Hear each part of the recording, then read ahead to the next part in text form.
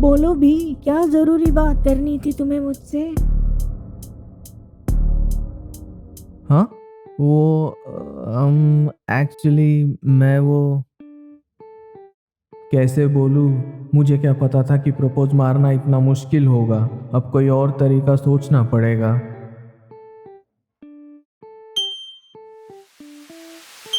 हाँ हाँ, एक्चुअली मुझे तुम्हारे नोट्स चाहिए थे। क्या नोट्स? ये थी तुम्हारी जरूरी बात? वो तो तुम बाहर भी मांग सकते थे। तुमने बेवजह ही मेरा टाइम वेस्ट किया, इडियट।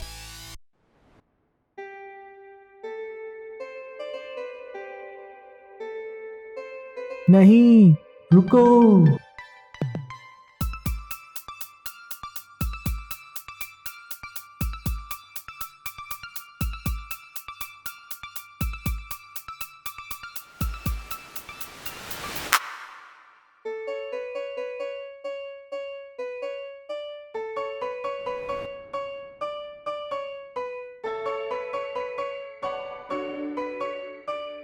I like you. तुम मेरी गर्लफ्रेंड बनोगी? और गलती से भी नहीं। तुमने ये सोचा भी कैसे? ये तो मुंह पे बेइज्जती हो गई ब्रो। हाँ, तुम तो ऐसे हंस रहे हो जैसे तुम्हें कभी किसी लड़की ने रिजेक्ट ही नहीं किया। भला ये भी कोई पूछने वाली बात है? अच्छा, इस बात में कितनी सच्चाई है ये तो तुम्हारी आने वाली वीडियो में पता चल ही जाएगा। हाँ, इससे याद आया, मुझे तो अपनी आने वाली वीडियो एनिमेट करनी है। मेरे पास बिल्कुल भी टाइम नहीं है वेस्ट करने के लिए। फिर मिलेंगे। Okay bye. तो चलिए शुरू से शुरू करते हैं। नमस्कार, मैं हूँ सामान्य और इस वीडियो में आपका स्वागत है। वीडियो की शुरुआत में आपने जो देखा वो थी दास्तान मेरी लाइफ के पहले क्रश, पहले कन्फेशन और पहले रिजेक्शन की। हम सभी की लाइफ में एक ना एक बार हमें किसी ना किसी पर क्रश तो हो ही जाता है। पर ये क्रश आखिर होता क्या है?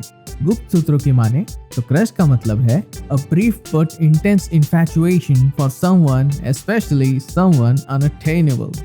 आसान शब्दों में कहूँ तो आप उन पर फिदा हो जाते हैं जो खास तौर पर आपके हो ही नहीं सकते।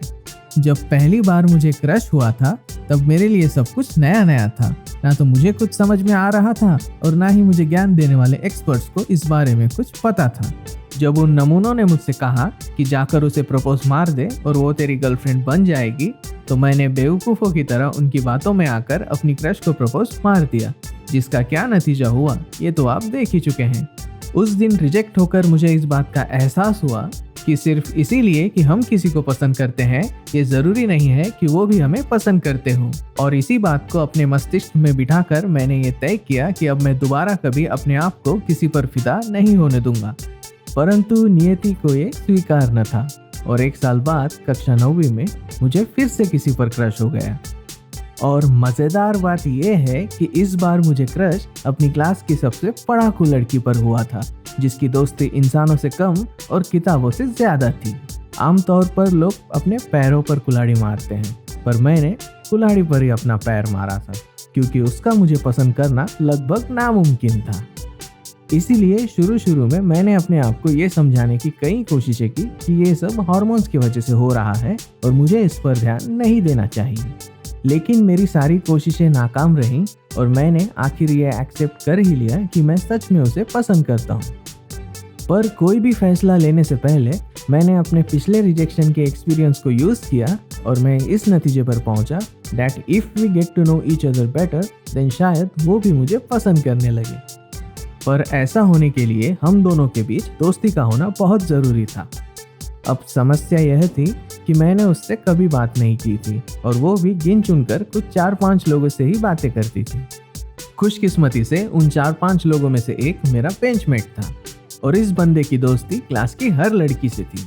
तो मैंने अपनी स्मार्टनेस का यूज़ किया और इससे रिक्वेस्ट की कि ये मुझे मेरी क्रश से इंट्रोड्यूस करवा दे। और ये सुनकर उसने मुझसे कहा, डोंट वरी ब्रो, तेरा काम हो जाएगा। सच में? ऑफ कोर्स, पर बदले में मुझे कुछ देना पड़ेगा ब्रो। साले, आखिर असली रंग दिखाई दिया ना तूने?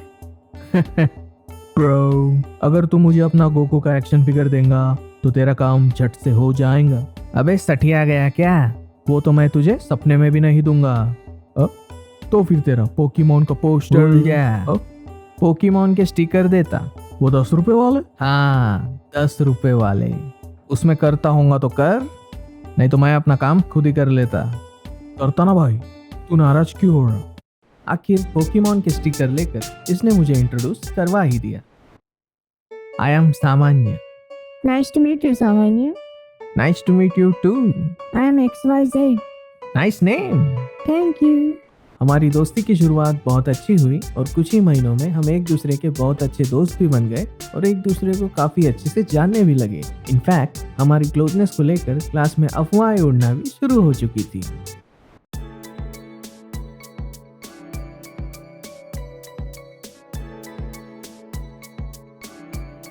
अब मुझे लगने लगा था कि वक्त आ चुका है कि मैं मिस XYZ से अपने दिल की बात कह दूं।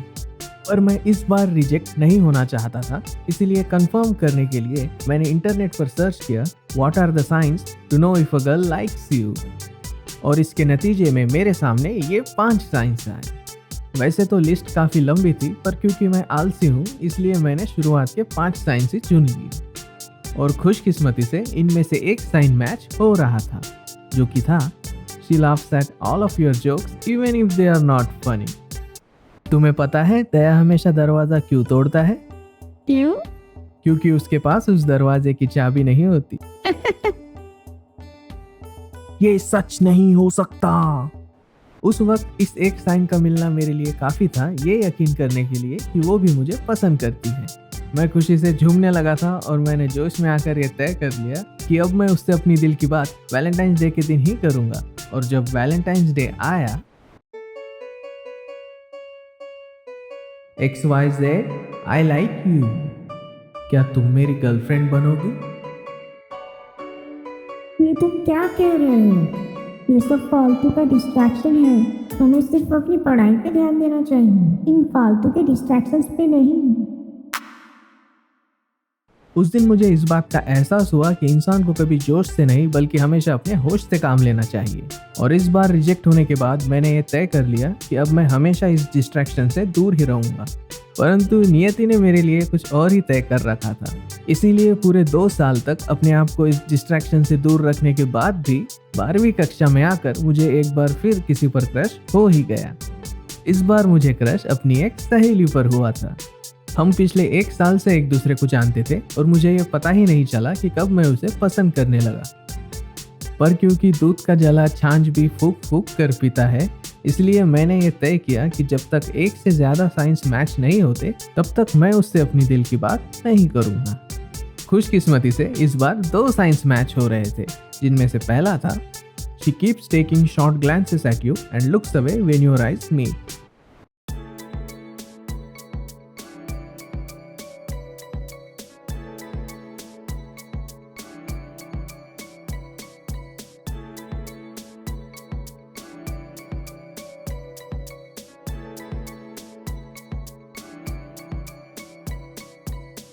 और ऐसा करते हुए मैंने उसे कई बार नोटिस किया था। और जो दूसरा पॉइंट मिल रहा था वो था मेरा favourite, She laughs at all of your jokes even if they are not funny। तुम्हें पता है चांद कभी पृथ्वी के ज्यादा पास क्यों नहीं आता? क्यों? क्योंकि उसे रजनीकांत के पर्सनल स्पेस में आने से डर लगता है। ये सच है।